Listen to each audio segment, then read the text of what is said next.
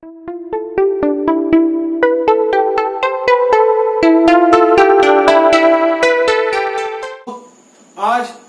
Physics class में आप सभी का स्वागत है। जो बच्चे हमसे पहली बार जुड़ रहे हैं उन्हें पुराने वीडियो का लिंक ऊपर आई बटन एवं नीचे डिस्क्रिप्शन बॉक्स में दिया गया है। अगर किसी प्रकार का कोई डाउट है तो हमसे टेलीग्राम ग्रुप की सहायता से जुड़ सकते हैं। आज का क्लास स्टार्ट करते हैं। तो आज का क्लास स्टार्ट करते हैं बेटा। देखो क्या करते हैं, आज हम पढ़ने वाले हैं इलेक्ट्रिक डायपोल। इलेक्ट्रिक डायपोल क्या बोलते हैं बेटा? इलेक्ट्रिक डायपोल को वैद्युत द्विध्रुव, वैद्युत द्विध्रुव। ठीक है बेटा। इसका परिभाषा होता है अल्प दूरी पर स्थित दो समान परिमाण के विजातीय आवेशों के निकाय को वैद्युत द्विध्रुव कहते हैं। ठीक है बेटा। इसमें तीन बातें हैं बेटा। पहला अल्प दूरी, दूसरा है दो आवेश लेना है, दोनों का परिमाण बराबर, लेकिन उनकी प्रकृति कैसी होनी चाहिए बेटा? विपरीत, यानी कि विजातीय आवेश लेना, विजातीय आवेश।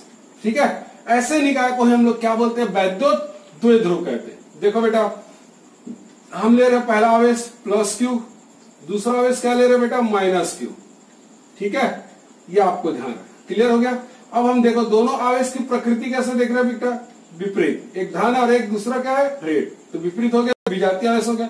दोनों का परिमाण, तो परिमाण हम कैसे निकालते हैं? याद करिए, प्लस क्यू आवेश का मॉड लेंगे बेटा क्यू आएगा, माइनस क्यू का मॉड लेंगे बेटा क्यू आएगा। ठीक है ना। यहाँ पर दोनों आवेशों के बीच की दूरी कितना लिखते हैं बेटा? 2l। क्या लिखते हैं? 2l। l भी लिख सकते हो, लेकिन हम सामान्यतः 2l मानते हैं, क्योंकि आगे जाकर हमको अक्षीय और निरक्षीय स्थिति पढ़ना है। तो वहां पर अगर हम यहाँ l मानेंगे बेटा तो वहां पर फिर आपको तकलीफ जाएगा। इसलिए हम लोग क्या सुविधा के लिए हम लोग क्या लिखते हैं? 2l। लेकिन ये जो 2l है बेटा, ये बहुत ही अल्प दूरी होता है।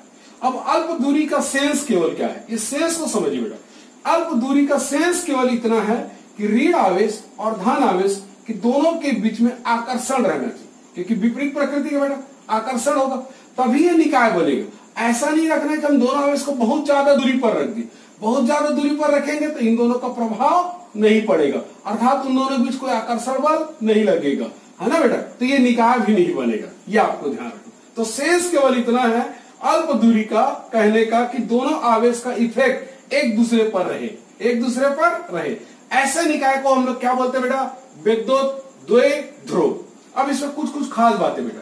ये जो 2l है, 2l अर्थात 2l मतलब क्या है बेटा? दोनों आवेशों के बीच की दूरी, दोनों आवेशों के बीच की दूरी है बेटा। इसको हम लोग क्या बोलते हैं? विद्युत द्विध्रुव लंबाई, विद्युत द्विध्रुव लंबाई भी कहते हैं। ठीक है, यह आपको ध्यान रखना। ठीक है बेटा। यहां पर एक और चीज है बेटा। क्या? ये दोनों आवेश जो है, धन आवेश और ऋण आवेश, इन दोनों आवेशों को जो मिलाने वाली रेखा होती है बेटा, इसको बोलते हैं हम लोग वैद्युत द्विध्रुव अक्ष। क्या बोलते हैं बेटा? वैद्युत द्विध्रुव अक्ष। क्या बोलते हैं बेटा? वैद्युत द्विध्रुव अक्ष। तो दोनों आवेशों को मिलाने वाली रेखा को क्या बोलते हैं? वैद्युत द्विध्रुव अक्ष। यहां लिख भी देता बेटा, है ना, आपकी सुविधा के लिए। तो वैद्युत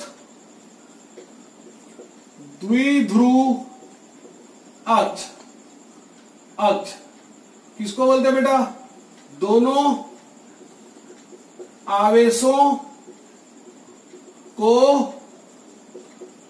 मिलाने वाली रेखा को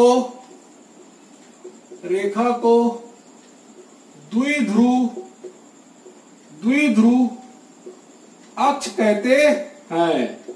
क्या बोलते हैं बेटा? द्विध्रुव अक्ष कहते हैं, द्विध्रुव अक्ष कहते हैं। ठीक है बेटा। उसके बाद आता है ये जो द्विध्रुव है बेटा, ये इसके द्वारा जो विद्युत क्षेत्र उत्पन्न होगा हम उसको क्या बोलेंगे? वैद्युत द्विध्रुव अक्ष। क्या बोलेंगे बेटा? वैद्युत द्विध्रुव अक्ष। वैद्युत द्विध्रुव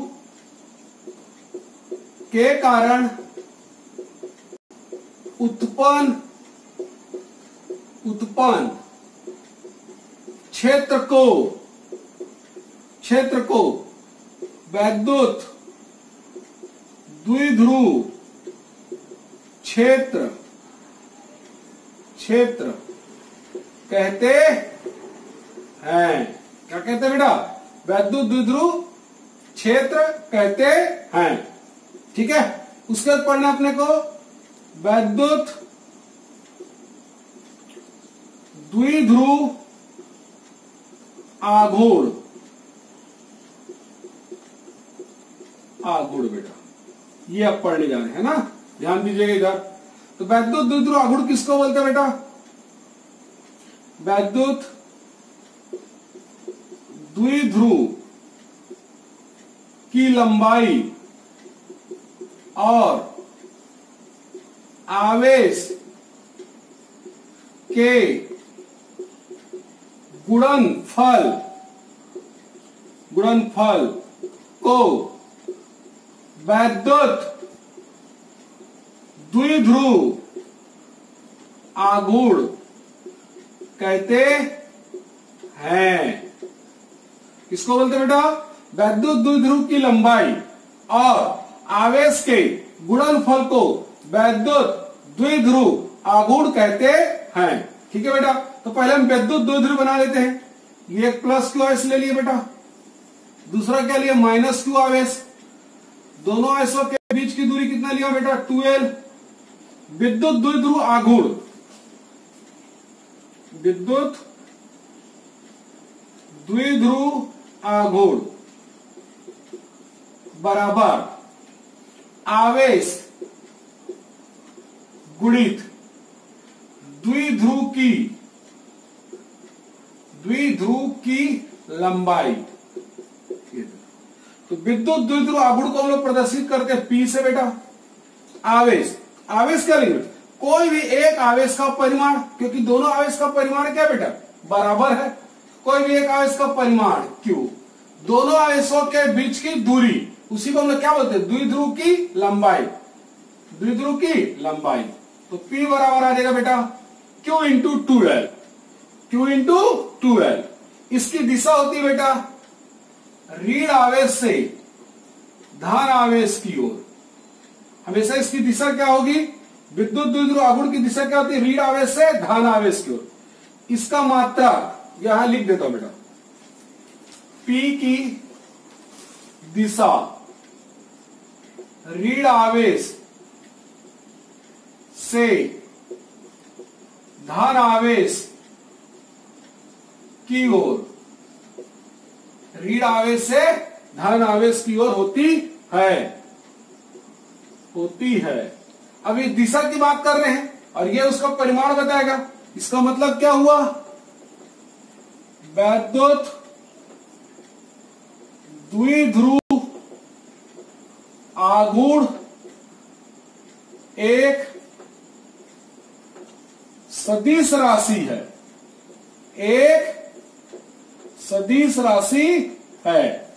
क्या बेटा? सदिश राशि है।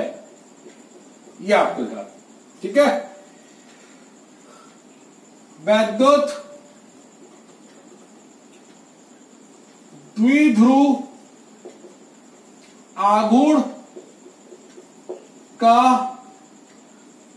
एसआई पद्धति में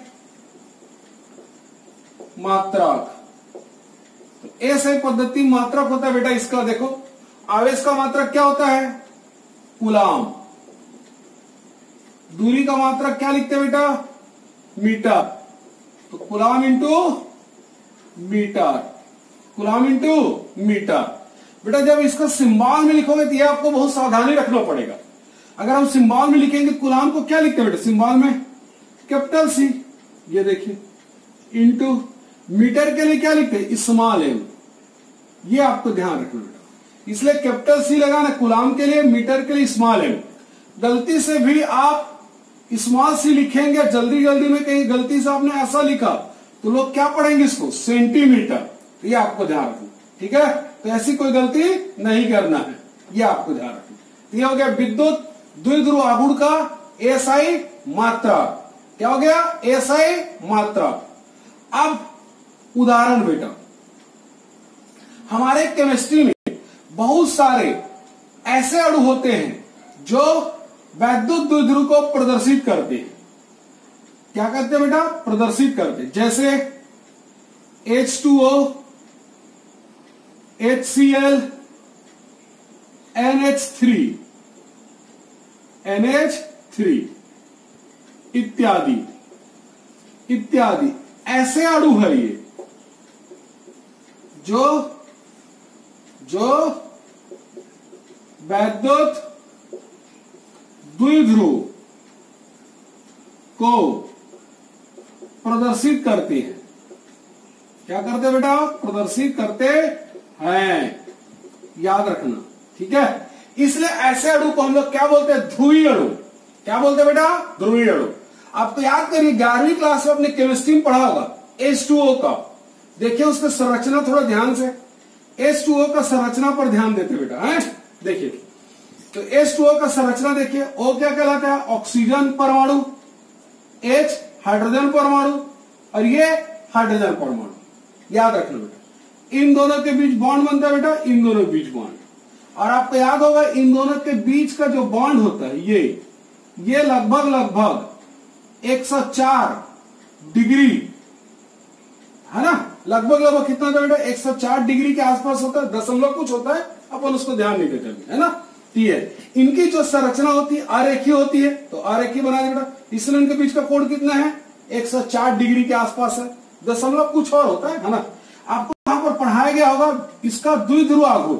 तो वहां पर ये द्विध्रुव आघूर्ण कैसे लिखते हैं केमिस्ट्री में? आपने याद करो, P से प्रदर्शित किया गया बेटा।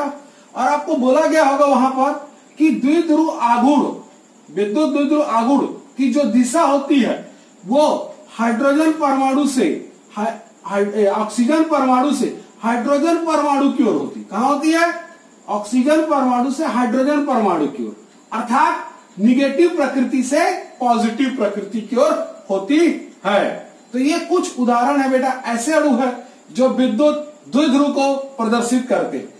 ऐसे अणुओं को हम लोग क्या बोलते हैं? ध्रुवीय अणु बोलते हैं। क्या बोलते हैं? ध्रुवीय अणु। ऐसे भी अणु मिलते हैं जो विद्युत द्विध्रुव को प्रदर्शित नहीं करते हैं। वो कौन है बेटा? N2 nitrogen, H2 hydrogen, O2 oxygen. ये क्या करते हैं बेटा? ये विद्युत द्विध्रुव को प्रदर्शित नहीं करते हैं, याद रखना। उसे हम लोग क्या बोलते हैं? अध्रुवीय अणु। क्या बोलते हैं? अध्रुवीय अणु। अगर दोनों को थोड़ा ठीक है बेटा, उसके बाद हम क्या देख रहे हैं? आदर्श द्विध्रुव, इंग्लिश में बोलते बेटा ideal dipole. Ideal dipole. Ideal dipole क्या होता है? तो डाइपोल क्या होता है बेटा? अल्प दूरी पर स्थित दो समान परिमाण एवं विपरीत प्रकृति के आवेशों के निकाय को विद्युत द्विध्रुव कहते हैं बेटा। ये तो हमने पढ़ लिया बेटा। अब हम डिफाइन करने वाले हैं आदर्श द्विध्रुव।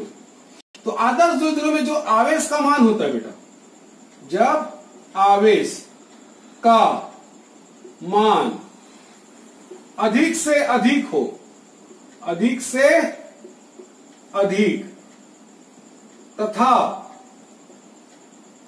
2l का मान, यानी कि द्विध्रुव की लंबाई 2l का मान कम से कम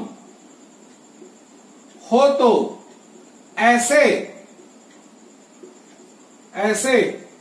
वैद्युत द्विध्रुव को आदर्श द्विध्रुव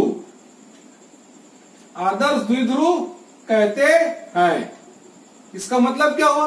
Q का मान क्या होना चाहिए बेटा? अधिक से अधिक, यानी Q का मान अधिक से अधिक कितना रख सकते? सोचो, Q का मान अप टू इंफिनिटी, इससे ज्यादा बढ़ा ही नहीं सकते बेटा, याद है। तो Q का मान क्या रख सकते? टेंस टू इंफिनिटी, बहुत ज्यादा, है ना, टेंस टू इंफिनिटी कर सकते हैं। और लंबाई को क्या कर सकते हैं? द्विध्रुव की लंबाई को कम से कम, तो कम से कम कितना रखें? टेंस टू जीरो, मतलब शून्य के पास, लेकिन शून्य नहीं रख सकते। अगर हम शून्य रख देंगे तो धन आवेशों का केंद्र और ऋण आवेशों का केंद्र क्या हो, एक ही बिंदु पर आएगा, संपाती हो जाएंगे, तो यह द्विध्रुव नहीं कहलाएगा, द्विध्रुव नहीं कहलाएगा। इसलिए हम टेंस टू 0 बोलते हैं। और आवेश का परिमाण भी हम लोग क्या बोलते हैं, टेंस टू इनफाइनाइट। ऐसे द्विध्रुव को क्या बोलते हैं, आदर्श द्विध्रुव कहते हैं।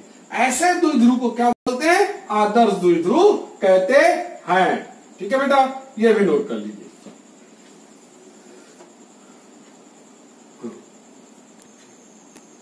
ठीक है बेटा, अब एक छोटा सा प्रश्न हल करते बेटा। एक इलेक्ट्रॉन और एक प्रोटॉन, एक इलेक्ट्रॉन और प्रोटॉन एक दूसरे से 1 एंगस्ट्रॉम की दूरी पर है। इस निकाय का वैद्युत द्विध्रुव आघूर्ण ज्ञात कीजिए। वैद्युत द्विध्रुव आघूर्ण ज्ञात कीजिए। ठीक है बेटा, तो देखो यहां पर 2 आवेश कौन है, एक इलेक्ट्रॉन और एक प्रोटॉन। और आपको पता है ना बेटा, दोनों का मान क्या होता है, समान। इलेक्ट्रॉन का आवेश कितना लिखते हैं, 1.6 इंटू 10⁻19 कूलम, लेकिन इसकी प्रकृति क्या होती है, माइनस। एक आवेश हो गया बेटा। दूसरा आवेश कौन है, प्रोटॉन।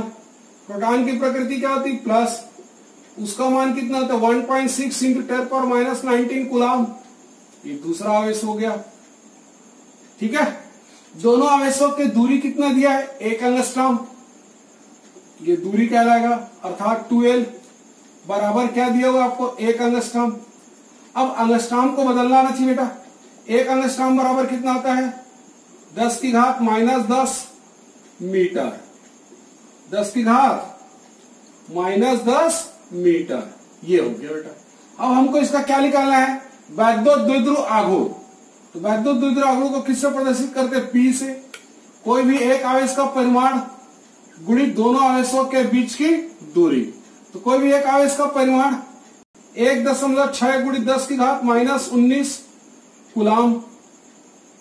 कूलम गुणित दोनों के बीच की दूरी कितना दिया, 1 एंगस्ट्रॉम। यहां ध्यान रखना, बहुत से बच्चे क्या कर देते हैं, L की जगह हम पुट कर देते और 2 को मल्टीपल कर देते। नहीं बेटा, 2L क्या है, दोनों आवेशों के बीच की दूरी है ना बेटा, दोनों आवेशों के बीच की दूरी है। याद रखना, हमको दोनों आवेशों के बीच की दूरी कितना दिया, 1 एंगस्ट्रॉम। तो इसका मान रखेंगे डायरेक्ट 10 की घात -10 मीटर। अब इसको हल कर दीजिए।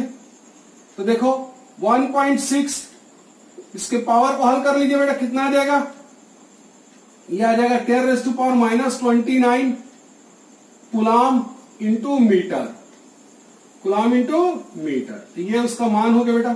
अगर आपको यहां पर दिशा बताना है तो इसकी